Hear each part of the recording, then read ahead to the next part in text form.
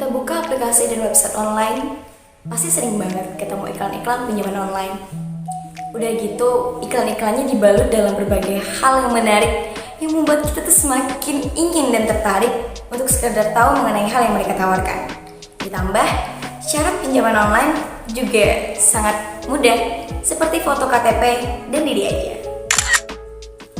Tapi kalau dipikir-pikir, aman gak ya pinjaman online kayak gini?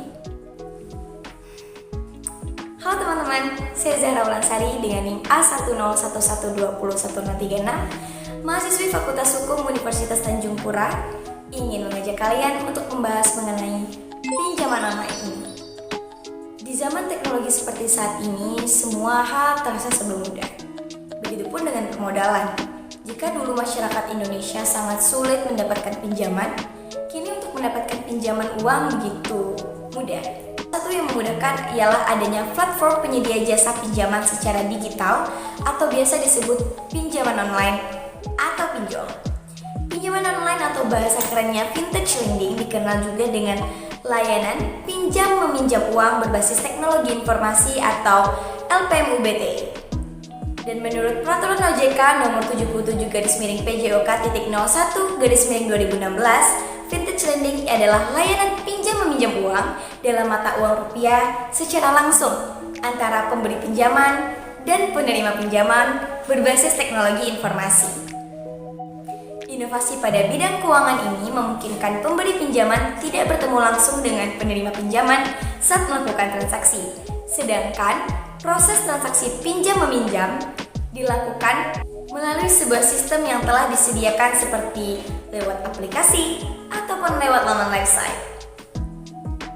Mulai dari segi manfaatnya, dapat kita ketahui bersama bahwa kehadiran dari vintage lending atau pinjaman online ini sebenarnya juga memberikan dampak yang positif bagi pengelola keuangan dan perekonomian dalam masyarakat. Sayangnya, di balik kemudahan dan kepraktisan yang ditawarkan, tak sedikit orang yang memanfaatkan produk pinjaman online ini dengan tidak bijak. Alhasil, banyak para nasabah beresiko harus membayar utang lebih besar daripada kesepakatan di awal. Selain itu, nasabah juga harus membayar biaya denda keterlambatan dan denda lain yang notabene tidak masuk akal. Pada dasarnya keberadaan pinjaman online ini menjadi polemik karena rendahnya literasi keuangan pada masyarakat Indonesia. Jadi ya serba salah, ada poin plus dan poin minusnya juga teman-teman. Terus kalau kita mau minjam nih di vintage lending, pinjaman online, aman gak ya kira-kira? Nah, vintage lending atau pinjol ini diatur dan diawasi juga dengan OJK. Apa itu OJK?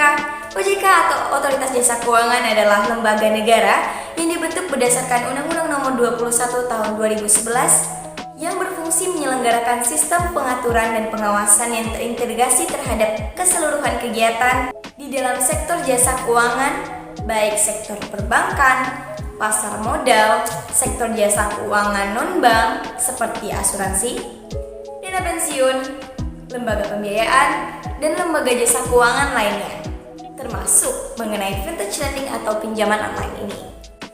Dalam menjalankan fungsinya, vintage lending berlandaskan dengan peraturan OJK atau PJOK nomor 77 tahun 2016 tentang layanan pinjam meminjam uang berbasis teknologi informasi. Dari PJOK ini, OJK berperan dalam mengatur, memberi izin, dan mengawasi vintage lending yang terdaftar dan atau berizin. Jadi, kita mau melakukan pinjaman online gak perlu khawatir lagi deh, karena sudah ada lembaga yang menaungi, yaitu Otoritas Jasa Keuangan atau OJK. Tapi gak semua pinjol kita temui itu legal ya teman-teman, dan diawasi OJK. Ada banyak kasus mengenai pinjaman online ilegal yang meresahkan, dari bunga pinjaman yang sangat tinggi, penagihan kasar kepada penerima pinjaman, waktu jatuh tempo pembayaran pinjaman yang tidak sesuai dengan perjanjian awal, serta akses terhadap data pribadi yang kita bahkan gak tahu keamanannya seperti apa.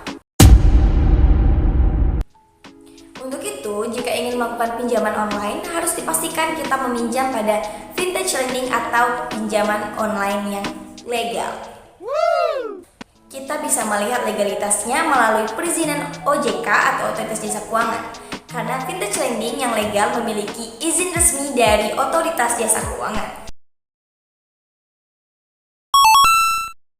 Sedangkan di vintage lending ilegal tentu saja tidak memiliki izin resmi dari OJK atau Otoritas Jasa Keuangan.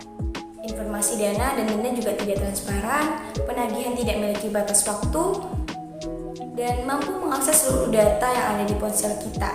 Bahkan parahnya, adanya ancaman teror hingga menyebarkan video pribadi apabila melakukan keterlambatan dalam pengembalian uang pinjaman. Dan untuk memastikannya, kita bisa mengetahui langsung vintage lending berizin resmi dari OJK melalui website resmi OJK, yakni www.ojk.co.id. Dan hingga saat ini, sudah ada 102 vintage lending yang telah memperoleh izin untuk beroperasi oleh Otoritas Jasa Keuangan.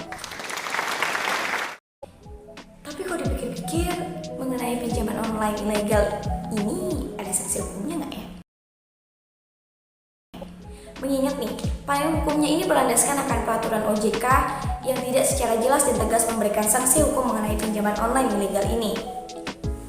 Mungkin paling tidak hanya pencabutan izin beroperasi, padahal mungkin ada banyak sekali kerugian yang telah didapatkan oleh masyarakat kita terhadap pinjaman online ilegal ini. Selain itu, juga belum ada peraturan khusus dari pemerintah mengenai kejahatan finansial dengan teknologi.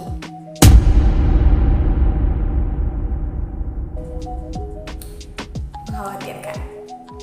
Untuk itu, kabar bahagianya nih, DPR RI sedang membentuk rancangan Undang-Undang Pengembangan dan Penguatan Sektor Keuangan atau disingkat RUU P2SK, yang harapannya mampu menjadi payung hukum bagi keberadaan inovasi jasa keuangan atau finansial teknologi di Indonesia saat ini. Payung hukum tersebut dalam rangka untuk memberikan regulasi dan kepastian hukum khususnya atas dampak berbagai kasus beragamnya model transaksi yang baru bagi masyarakat seperti pinjaman online yang sering kita temukan. Untuk itu, semoga RUU P2SK ini dapat dibentuk dan direalisasikan secara efisien demi menciptakan kehidupan finansial di dalam negara dan masyarakat yang lebih baik lagi. Tapi nih, perlu diingat, bagi peminjam, manfaat dari vintage lending adalah proses pengajuan pinjaman lebih cepat dan mudah, serta tidak perlu adanya jaminan kan?